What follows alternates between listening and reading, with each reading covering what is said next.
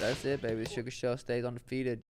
Do you still overeat when you go out to eat much? I know you've talked about it, and I fucking resonated with that so much. Like, if I get high before I go out to eat, like, and I'm getting a good cheeseburger, like, I might as well order 2 because I'm going to eat that one and I'm going to be hungry still. I'm not even going to fucking touch my, like, doesn't even faze me. Gluttony. God damn it. It's such a pain in the ass. When you're always dieting and cutting weight, do you think that makes you, like, more prone to doing that? Dude, look at the reason Patty the Baddie gets as big as he is because it's like you get this mental disorder. I ate strict as fuck for about 10 weeks before that fight. Like, I'd have a little cheat meal on a Saturday, but the closer we got to the fight, 4 or 5 weeks out, I was just eating so clean to where right after, it's like I'll order 2 cheeseburgers, some appetizers, and just eat until I'm so uncomfortable and so much pain. Oh my God, look at Patty. I'm going to send you a video, Jamie. This dude he posted today. Yeah, Patty's... And I'm not, who am I to fucking say, but I mean, I know that's just not good for you. How much, he gets up to 200 pounds. That's like me getting up to like 190 or 185. Yeah, that's a lot, dude. It's sad. It's like, that's not good. But it gives you this mental disorder from eating.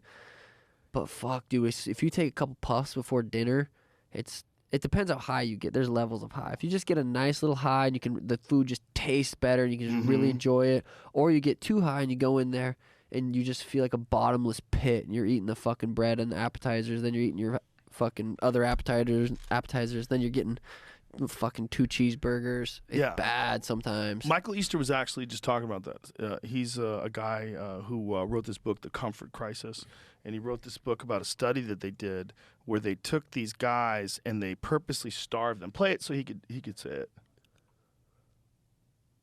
Michael _ Easter. All time was over. Scientists had to call it off. So in that study, I talked about it a few weeks ago, they took 36 men, they put them in a lab for 6 months, and they starved them, like really starved them, because they wanted to know what happens to the human body when we significantly decrease our calories and lose a lot of weight. What happens to our bodies? What happens to our minds? What happens to all these different processes? So it was a really enlightening study, told us a lot about weight loss. But where it started to get interesting is that now they have to refeed these guys and bring them back up to a normal weight. And the impacts of the weight loss were very lasting on these guys' behavior. So for one, they binge ate. One guy ate 11,000 calories a day. He had to go to the hospital for eating so much in a meal, and all of them were eating significantly higher calories than when they started. Second is that they obsessed about food. It was on their mind all the time, just as it had been when they were starving. And there's a handful of other really fascinating things that happened that basically ended up bringing these guys above the weight that they started at. So after this crazy diet, they actually ended up heavier. And this can tell us a lot about diets today, how we should approach them, how we should think about eating normally once we've lost weight. There's a link in the bio if you want to learn more. Check it out. Dude, it's so true. Every fighter will sit here and say the same thing. After a fight, if you cut a lot of weight and you make weight, and then, I mean, even for me, I still eat really clean leading up to the fight. But, dude, I see fighters at the fucking breakfast buffet eating eating shitty fight day because they made weight, or after weigh-ins that night they're eating shitty. They just want to eat. I keep it clean until after the fight. And then after the fight, I let loose a little bit. But this has been the best I've done. Usually, because for me, bread, cheese causes inflammation. Like I work with a nutritionist, Dan Garner. He's working on a really, really cool protocol right now, a concussion protocol for me. He's done 10 plus labs for me. I've been working with him for like 5 years. He has a ton of data on me, but we do a bunch of, like, right now we'll be in he's making a protocol for me outside of camp to eat, and so he has all my data. But I've been doing a really good job not overeating. This each time it gets a little bit better, and it's a knowledge thing and a discipline thing. Does he meal prep for you? So he makes you. He lives in Canada. He writes it out. I have a meal prep company in Arizona, all organics, that makes my food. Oh, that's throughout great. the entire fight camp. So they give you the exact portions that you need. Portions. Oh, that's great. Change the game. Oh yeah, no have to think about it, right? I don't really cook. Danny cooked. She would, full-time mom, and she does hair for a living, so she'd work a couple days a week. But so the recharge center in Arizona, it changed the game. That's amazing. Yeah, but this one, I mean, I got out of this camp or out of that fight, and I was like, I'm ready to go. I want to fucking get back to the gym. I know how hard of a fight Henry is, how hard of a fight Aljo is, how hard of a fight anybody in the top 5 is.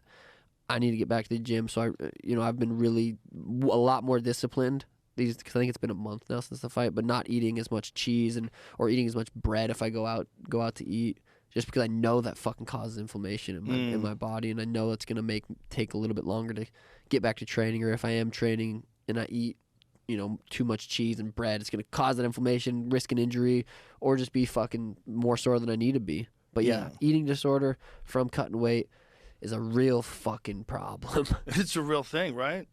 If I fought at my natural weight class, I'd fight at 155. If I didn't cut weight, walk around 58, 59, whatever, I'd fight at 155.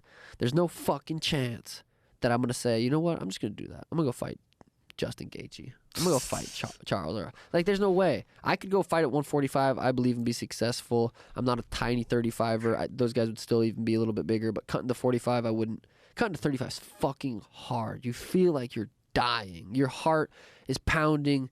You're laying in bed. Well, you kind of are dying. You 100% are dying. Like, I talk to my body. I have to tell it, like, hey, what we're doing fight week. Like, we're gonna start, cutting weight.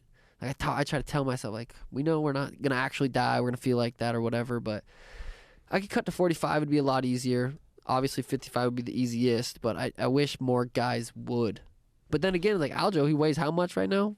I don't know. 160 to How 8, about 170. Davison Figueiredo? I wonder if he goes to 35. Oh, he's fighting 25 again. He's going to 25 do it again. He said he was mad at me for saying that I didn't think he's going to be at 25 again. But he's short. But he's talked about that. He's stacked though. Is he? I've never really been around thick him. Guy. He's thick. But when you're a certain height, I feel like you have to.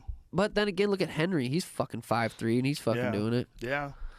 So I guess it depends how thick you are. But how tall is Figueiredo, Jamie? He's 5'5". See, it's not. He could fight at 35, but I'm damn near 6 foot. What's up, Sugar Squad? If you like this video, don't forget to give the video a thumbs up and click down below to check out the full episode and subscribe to be a part of the journey.